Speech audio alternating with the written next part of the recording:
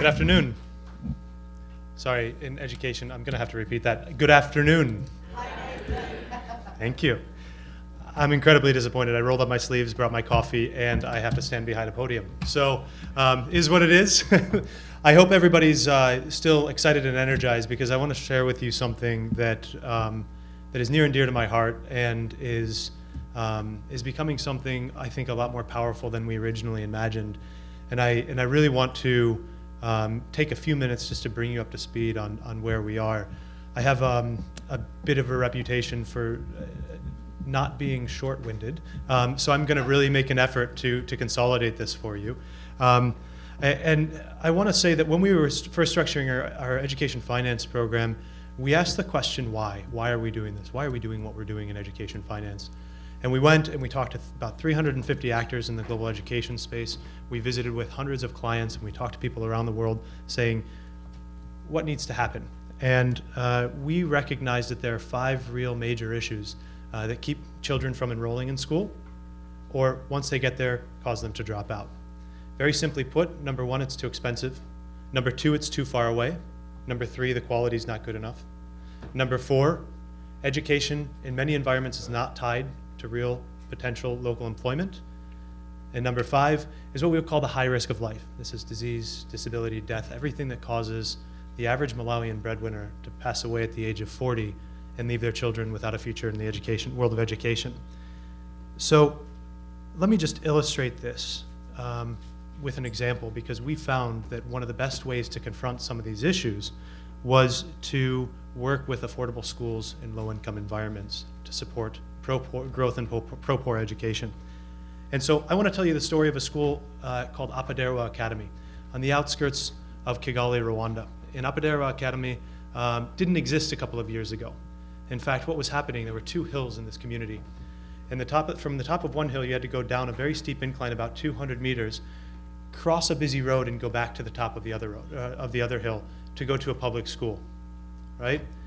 And as they were, those children always had problems making that road. You ask a kindergartner, or making that pathway, you ask a kindergartner to walk 3 kilometers to school in the morning, and all of a sudden we recognize why proximity is the number 2 reason why children are dropping out of school. That, and the 6 months before we met them, they lost 6 children to auto accidents between kindergarten and 3rd grade. And so they said, enough is enough. We can't play this game anymore.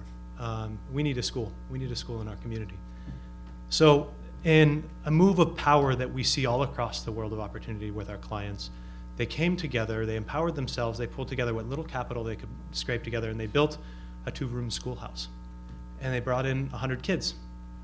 And those 100 kids began to learn in this environment that was much safer, more accessible, but there were still hundreds of kids crossing that street every day. And they came to us and they said, we need your help. And about 2 weeks afterwards, we said, excuse me, the story is, it gets me a little bit.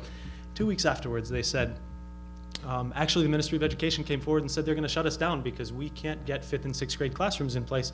We can only serve up to 4th grade. And so they need more classrooms, right? They need more teachers. They need a leg up to make it to the next level. This is not a handout they're asking for. They're asking for a hand up. And guess what? In the world of microfinance, we can do that. And so we came forward and we gave them a first loan of $5,000, and they built 5th and 6th grade.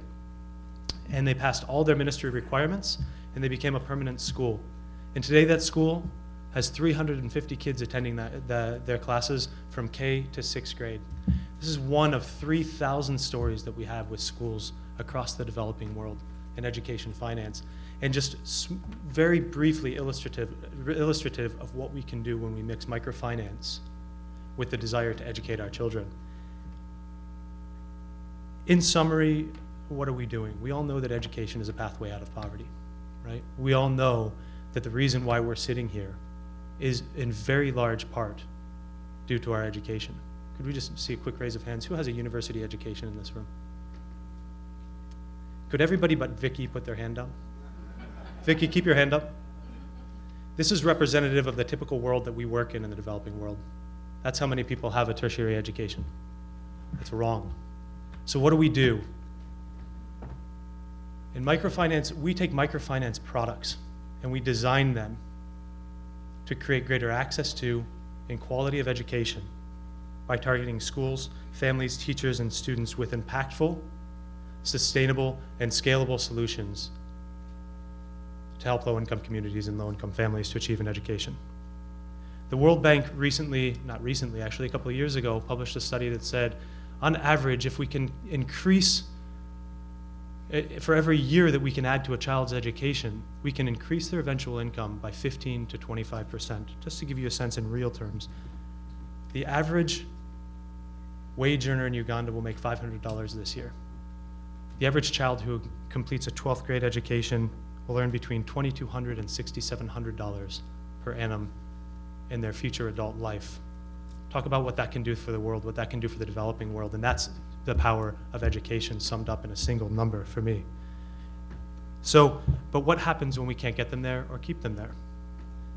Did you know, for example, that we can prevent childhood marriage by building girls' dormitories? That if we can take children out of the home when they could potentially be spun into a childhood marriage, that won't happen? Did you know that we can prevent boys dropout by building toilets, not just girls dropout, but boys dropouts? Perceptions of sanitation cause children to be absent for hours a day because they won't go to the woods or go to a neighbor's house. They'll walk all the way home to go to the restroom. What's the first indicator of dropout? Absenteeism. We can prevent that with a simple financial tool. What happens when we loan? I'll give you a quick illustration for those of you that weren't in the breakout. You're forgiven.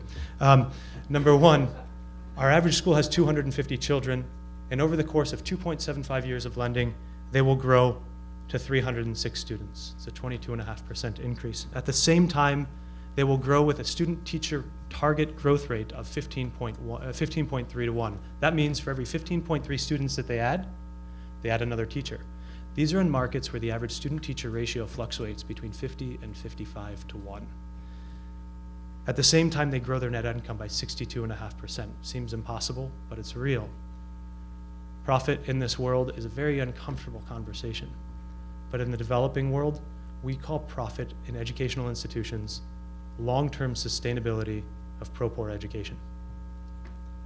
We've done this 3,000 times, and we've created approximately 154,000 new seats in pro-poor education. We work with a foundation that has an internal model. They have an external model that talks about data and impact, and we do a lot of that, right? Briefly indicated at last night's governor's dinner, we have a lot of data helping us to do what we do. But their internal motto is that children are too important to save one at a time. And we wholeheartedly believe that. Right now, the average family in sub-Saharan Africa pays 30% of the total cost of education, and that's after public budget, 18% of the public budget is put into the education industry. We can't ask governments just to pump more money into the education industry. We can't ask for the tax system to all of a sudden become perfect. We can't wait 4 generations for the public system to correct itself to the point where kids are ready to get, or are able to get a full education at the behest of the state. We must work with private actors. We need to do it now, and we need to do it big. So I'm going to invite you on our journey. We have cracked a code here in many ways as to how to use microfinance to leverage the growth of the education sector in the developing world in a pro-poor focused way. I'm going to ask you to come with us. We've worked with 1.5 million children in this space so far over the last 7 years, and we have the ability to work with 5 million more over the next 4. We're going to need your support.